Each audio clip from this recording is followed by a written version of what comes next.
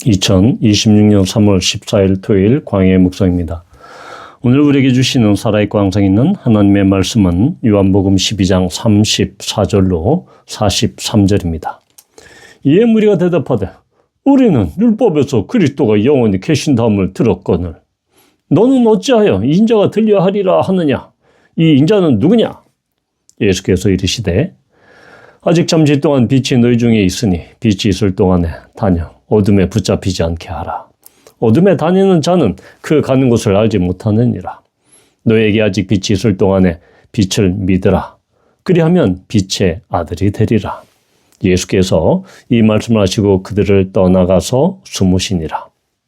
이렇게 많은 표적을 그들 앞에서 행하셨으나 그를 믿지 아니하니 이는 선지자 이사야의 말씀을 이루려 하심이라. 이르되 주여 우리에게서 들은 바를 누가 믿었으며 주의 팔이 누구에게 나타났나이까 하였더라.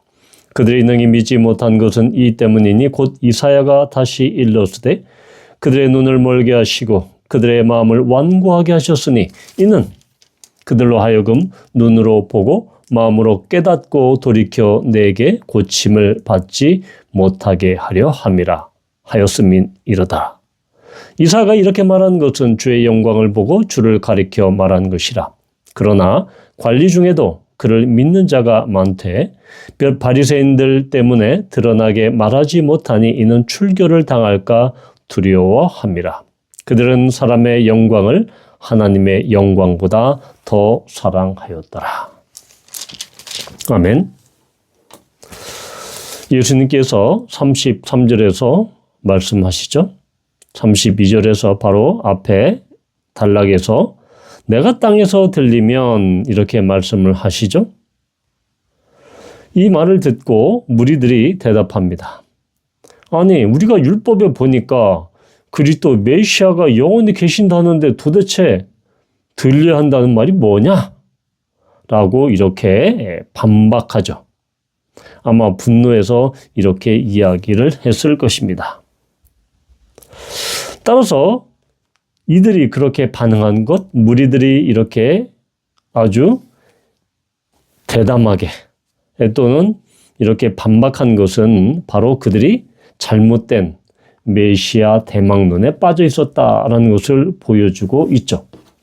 이들이 율법에서 그리스도가 영원히 계시다함, 여기서 이 율법은 물론 토라, 모세 오경을 지칭할 수도 있지만 이 저자 요한은 이 율법을 이 구약 성경을 이렇게 가리키는 그런 총칭하는 개념으로 사용합니다. 따라서 율법에서 구약에서 우리가 그리스도가 영원히 계신다는 걸 우리가 들었는데 도대체 네가 메시아고 인자라고 하면 어떻게 땅에서 들려서 그 십자가에서 내가 죽느냐라고 이렇게 반문하고 있는 것입니다.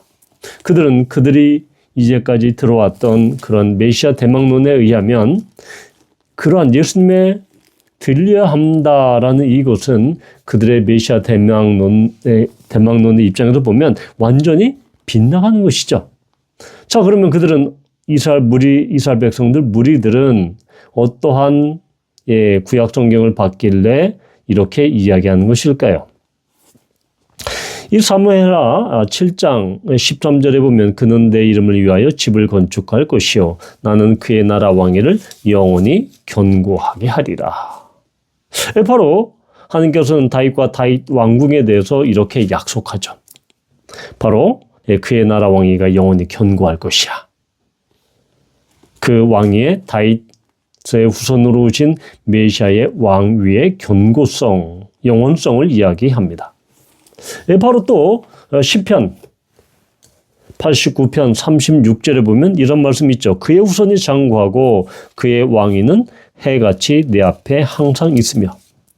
금방 말씀드린 사무엘하 7장 13절과 비슷한 그런 뉘앙스죠. 곧 바로 이 시편이 89편이 바로 이스라엘의 곤경과 다윗에게 하신 그 약속의 말씀인 것처럼 다윗의 후손이 장구하다. 그리고 왕위는 항상 있을 것이다. 영원성에 대해서 이렇게 말씀을 한 것이죠. 또한 이사야 9장 6절에서 7절에 보면 바로 이 평강의 왕에 대한 약속이 긴 호흡으로 말씀하고 있죠. 이는 한 아기가 우리에게 낳고 한 아들을 우리에게 주신 바 되었는데 그의 어깨에는 정사를 메었고 그의 이름은 기묘자라, 모사라, 전능하신 하나님이라, 영존하시는 아버지라, 평강의 왕이라 할 것임이라. 7절 그 정사와 평강의 더함이 무궁하며 또 다윗의 왕좌와 그의 나라에 군림하여 그 나라를 굳게 세우고 지금 이후로 영원히 정의와 공의로 그것을 보존하실 것이라. 만군의 여호와의 열심히 이를 이루리라. 바로 이 평강의 왕에 대한 그리고 다윗의 후손 다윗의 왕위는 영원할 것이다.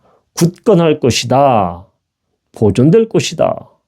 라고 이렇게 사무엘하, 이사야, 시편 모두 다 이것을 이야기하고 있는데 이런 말씀에 비춰보면 메시아, 다윗의 후손으로 오신 그 메시아가 허무하게 그것도 로마 군대에 의해서 허무하게 십자가에서 그렇게 들린다고 하면 도대체 정치적인 메시아, 정치적인 해방자, 그리고 경제적인 빵을 해결해 줄 수 있는 그런 메시아가 도대체 가능하기나 한 것인가? 라고 지금 되묻고 있는 것입니다. 바로 이러한 메시아, 이런 메시아는 불멸의 존재이고 또한 이렇게 구약성경 곳곳에서 이렇게 언급하는 것처럼 다윗의 후손으로 오시는 메시아의 왕위는 영원하다라고 하는데 도대체 그런 메시아의 영원함, 그런 영원성을 무시하고 나는 들려야 될 것이다. 땅에서 들려야 될 것이다. 라고 말씀하시는 예수님의 말씀을 이해하지 못했던 것이죠. 사실은 이것은 당시 무리들이 자신의 입맛에 맞는, 즉 지금 로마 식민 지배에서 정말 마카베오처럼 그렇게 해방시킬 수 있는 정치적인 메시아, 또한 무력에 의해서 또한 강권적인 그런 로마의 통치에서 해방시켜줄 그런 정치적인 해방자로서의 메시아, 그리고 경제적인 핍박과 또한 가난과 곤핍에서 해결해 줄 수 있는 풍성한 떡을 해결해 줄 수 있는 그런 경제적인 구원자, 해방자, 이것을 이야기하는 것입니다. 즉 그들이 대망했던 그 메시아는 그들 입맛에 맞는 그들 구미와 그들의 필요에 따른 그런 거짓 메시아 대망이었다라는 것이죠. 정복자요, 승리자요, 영원한 그러한 군림의 왕으로 오시는 그러한 메시아를 그들 프레임으로 그렇게 만들어 버렸다라는 것이죠. 이렇게 지상의 돌에서 이방 원수를 쳐부수고 이 땅의 평화와 번영의 통치를 가져오는 그 메시아로 예수 그리스도를 그렇게 여겼다라는 것이죠. 메시아를 그렇게 여겼다라는 것입니다. 그러니 이 세상에서 이 땅에서 들려야 될 것이다 라고 하시는 예수님의 말씀은 그들에게는 전혀 이해할 수 없고 납득할 수도 없고 용납할 수도 없는 그런 것이죠. 그런 메시아가 어디 있어? 그러한 메시아라고 하면, 그런 그리스도라고 하면, 그러면 구약의 성경이 거짓말하는 거냐? 라는 식으로 무리들은 반박하고 그렇게 분노하고 있는 것입니다.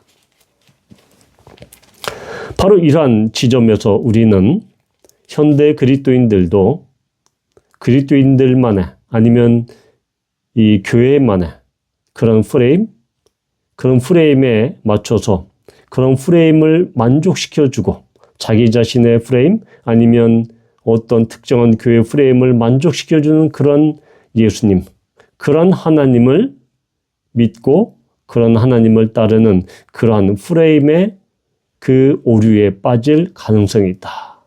프레임의 위험에 빠질 가능성이 있다라는 것이죠. 그러나 바로 그런 프레임은 그들 자신의 프레임입니다. 그들의 요구와 탐욕과 이기심에 탐욕에 근거한 욕망의 프레임이죠. 결코 그런 성경은 그러한 프레임을 지지하지 않습니다. 그것은 바로 43절에 나와 있는 것처럼 사람의 영광을 더 사랑하는 그런 프레임이죠. 결코 하나님의 영광을 구하는 그런 프레임이 아니다라는 것입니다.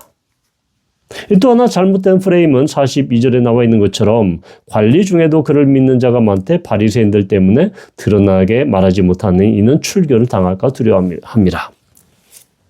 바로 우리는 날 때부터 소경된 맹인된 그 부모가 출교가 두려워서 예수 그리스도께서 눈을 뜨게 해준 그 사실을 잘 말하지 못하고 그것을 간증하지 못하고 명백하게 선포하지 못했던 것처럼 이 관리들, 특히 산헤드린 공회원, 아리마대 요셉이나 또한 니고데모 같은 이 공회원들은 그가 갖고 있는 부유한 부함과 권력과 명예 이것들을 포기할 수 없는 그런 상황이죠. 그래서 대표적으로 그런 사람들이 물론 이제 나중에 예수님께서 십자가에 못 박혀 죽으실 때 아리마대 요셉이나 또한 니고데모가 용감하게 이제 나서서 그 일을 처리하지만 대부분의 많은 사람들은 출교 때문에 그렇게 두려워했죠. 출교는 바로 사회적인 매장이었습니다. 경제적이고 종교적인 모든 그 문이 닫히는 그야말로 그 사회의 일원으로서 생존할 수 없는 그러한 사지로 내몰리는 그런 상황을 두려워한 것입니다. 그렇기 때문에 그들은 그런 두려움 때문에 예수님의 행하신 것들을 보고 예수님의 말씀을 들었음에도 불구하고 그들은 드러내지 않습니다. 가장 그 안에 두려움이 있기 때문입니다. 이 현대 그리스도인들도 마찬가지입니다. 내가 교회 다니고 내가 그리스도인이라는 것을 명백하게 그렇게 공표하고 명백하게 드러나면 내가 혹시 회사에서 아니면 학교에서 내 직장에서 친구들에게 불이익을 당하지는 않나. 오히려 사람들이 나를 그렇게 나의 평판을 나쁘게 그렇게 할 우려는 없는가. 나를 인정하거나 나를 그렇게 무시하지는 않는가. 라는 그런 두려움에 빠질 때가 있습니다. 그러나 이것이 다 무엇입니까? 사람의 영광을 더 사랑하는 행위다라는 것입니다. 물이나 아니면 관리나 다 사람의 영광에 기반한 사람의 인정과 칭찬과 그리고 자기만의 프레임, 자기들의 욕구와 탐욕과 이기심에 근거한 그런 프레임에 기반한 믿음이다라는 것이죠. 이것은 절대로 건강한 믿음이 아니다라는 것입니다.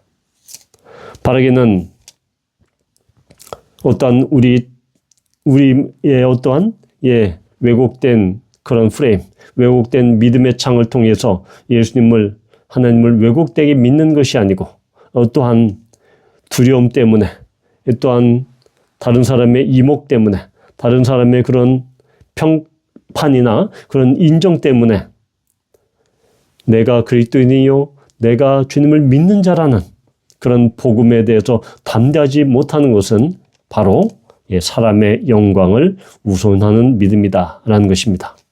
바라기는 하나님의 영광을 우선으로 구하는 최우선으로 구하는 우리 모두가 되기를 축복합니다.